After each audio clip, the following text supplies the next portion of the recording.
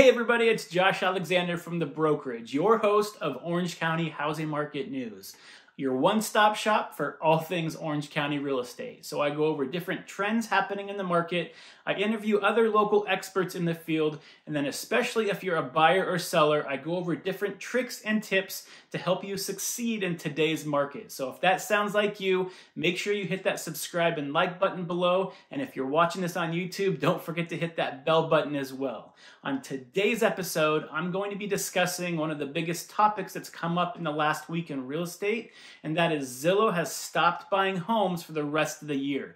There's been a lot of articles out there saying, did they stop purchasing because they know that we're in a housing bubble and it's about to crash? Well, that's what I want to go over today and dissect that with you. So let's go ahead and get into it.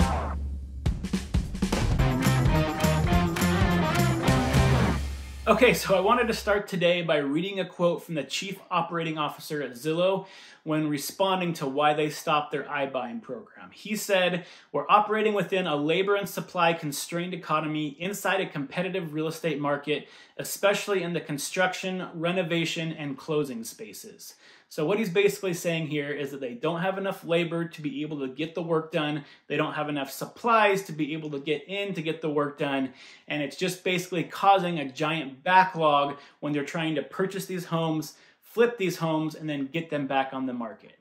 So do I believe that's the big reason why they stopped purchasing homes right now? Well, I definitely believe it's a big part of it, maybe not the whole thing, but I do believe it's a big part of it. And the reason why is because if you've been a homeowner over the last 18 months and have tried to get anything done in your house whatsoever, get a contractor in, get bids, and get work started, you probably already know this, but it's extremely hard to get those contractors in. And not only is it hard to get them in, it's hard to get them to commit to a time frame of when they can get the work done. Often the good contractors are booked out right now months in advance, and they're charging a lot more than they usually do. So it makes sense for me from seeing this at firsthand all the time that there is definitely a labor shortage in the market right now. And also on the supply side, we've seen lumber prices soaring. We've seen lumber prices go back down after the summer highs, but they're starting to climb back up again. So we know there's definitely a much bigger cost to be able to do renovations over the last year and a half as well. So that makes sense to me. And if you look at the data side of things as well, prior to the pandemic, we're still about 200,000 jobs short of where we were in the construction industry. So you can see not only from firsthand experience, but also the data showing there's definitely some issues here. So I do think that makes sense. However, I do believe there are two additional reasons that Zillow did stop their iBuying program as well. So the first one is they are scaling really quickly. So just to give you some quick numbers, in Q2 of this year, they basically purchased about 3,800 homes altogether.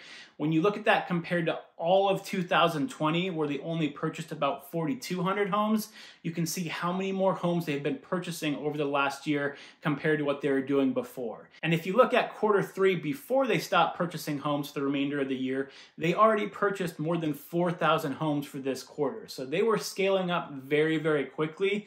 And when you're scaling a multi-million-dollar type of industry like that, there's bound to be some growing pains. So when you scale that fast, often you're not really prepared for all the different logistical challenges that come with that. And I think that's another reason that Zillow had to stop doing this, is because they just didn't have the structures in place to be able to make sure they can start making profits on these. Now, speaking of profits, the other main reason I do think they stopped purchasing properties is because when you actually dive deeper into their finances, you can see there's some issues going on there. So let's look at Zillow's Q2 results. So in Q2, they pulled in right around $1.3 billion in revenue. And out of that $1.3 billion, about 60% of it, or $772 million, came from their iBuying program. So you can see that this iBuying program is not a tiny little sliver of their business. It actually makes up more than 50% of their total revenue right now. So investors are really starting to scrutinize what's happening inside this iBuying program to make sure that they're trying to produce profits. So speaking of profits, the way Zillow made that $772 million was from the sale of a little less than 2,100 homes. So when you start digging into it even deeper, they show that they actually lost $59 million in their iBuying program when everything was said and done. So if you look at that $59 million, and it's a little bit less than 2,100 homes they sold, it actually comes out to Zillow losing about $28,200 per home on average that they sold over that quarter in this program. So you can see this is not great results.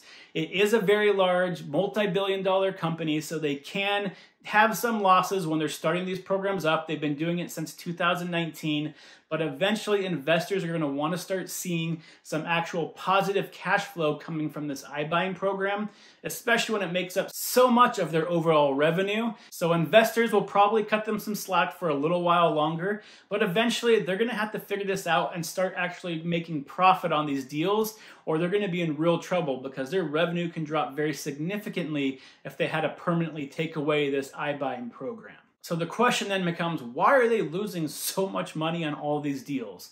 Well, there's probably 100 different reasons, but some of the easy ones to point out is right now, especially in the last 18 months, we're in an extremely hot seller's market. So before, maybe in 2019, were they able to go in and find a property, place an all-cash offer under market value, and the seller would accept it because they didn't want to deal with all the hassle of going through buying a home with a loan. They have to now compete with 20 offers per home, which has been driving prices up, which means they need to be paying over market value, even if they're paying all cash, to be able to stay competitive with all these other offers coming in. So they're buying these homes above market value to begin with, and I think that's one of the biggest reasons they're starting to lose more money on the homes right now, is because they have to pay more for them.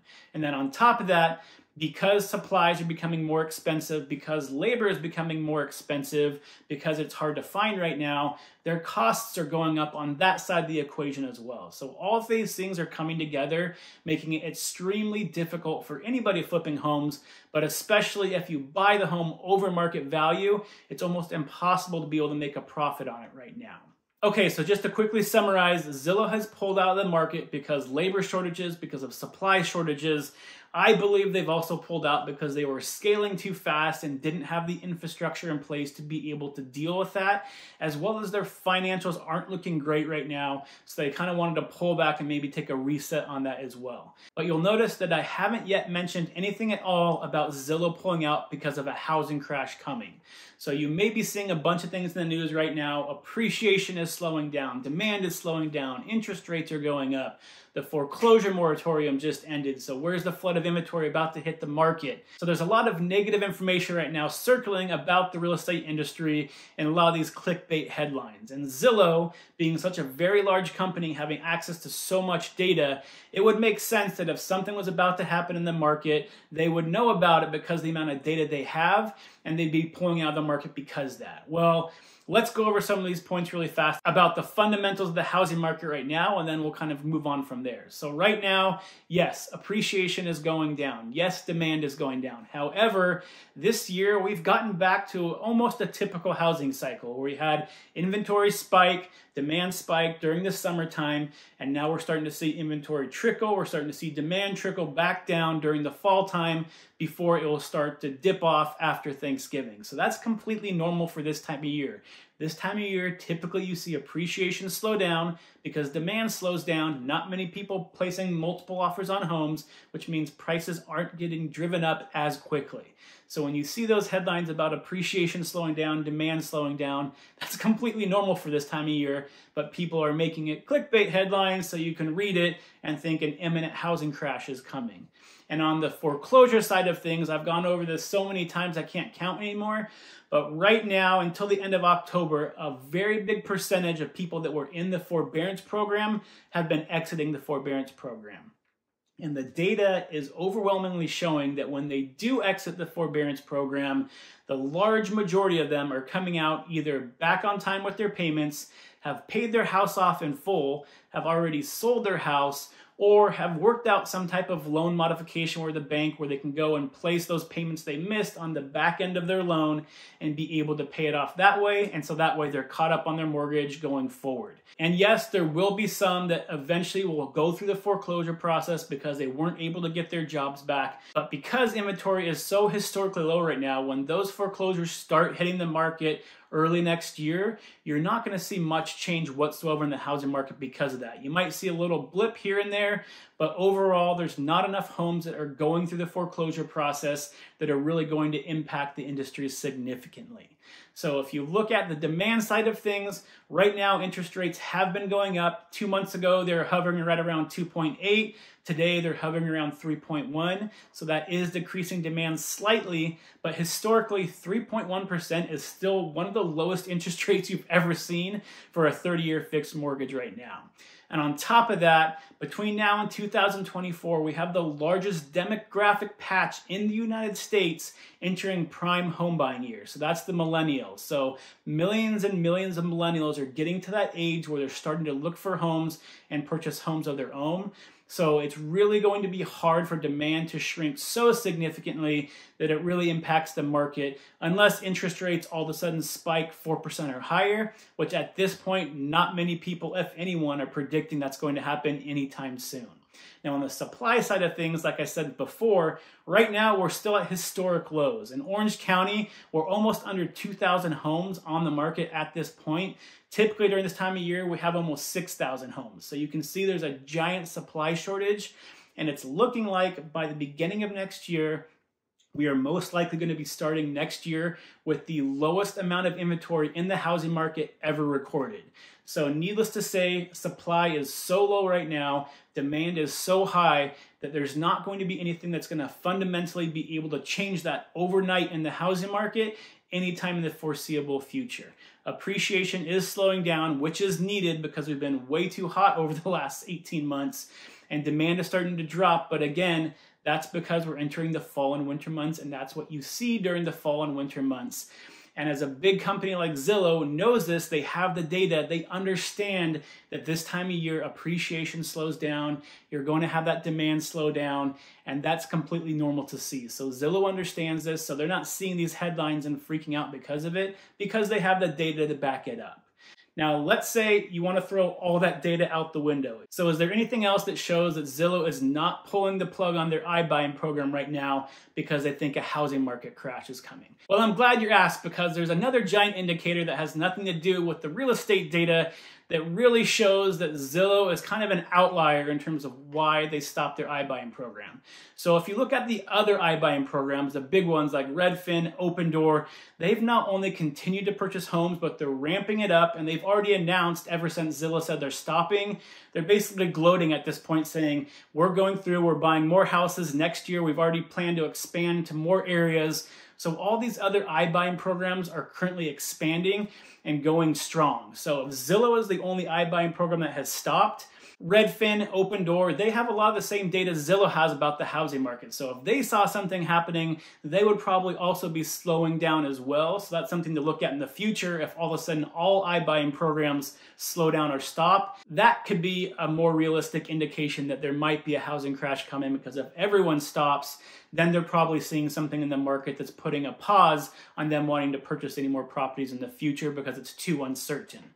So in my opinion, the biggest reason that Zillow did this is, yes, they do have a labor and they do have a supply problem. However, right now, their iBuying program is not profitable. So I think they pulled the plug on it right now because, like I said before, appreciation is slowing down, demand is slowing down right now, which means it's harder and harder for these home flippers to make money during the season. So they probably also realize it's an optimal time to put a pause on their system, look at the algorithms and all the other data that they use to figure out which house to buy in which city and which neighborhood, and figure out what's going wrong and figure out how they can better take those algorithms, how they can better take that data and purchase someplace that's going to get more profitability, and so they can actually start getting out of the red and into the black with these iBuying program. So I think that's another major reason they stop right now, because it's a perfect time to stop, because right now over the next couple months you're not seeing that appreciation, you're not seeing that demand, so it's a good time to kind of take a step back, look at your overall program, do the tweaks you need, and then come back stronger in 2022. So we'll see what happens, but that's my personal belief is another big reason why they stopped, because it's just a good time for them to do so and reflect on what's going on. So I hope you found that information useful. As always, stay happy, stay healthy, and I'll see you in the next show. Bye.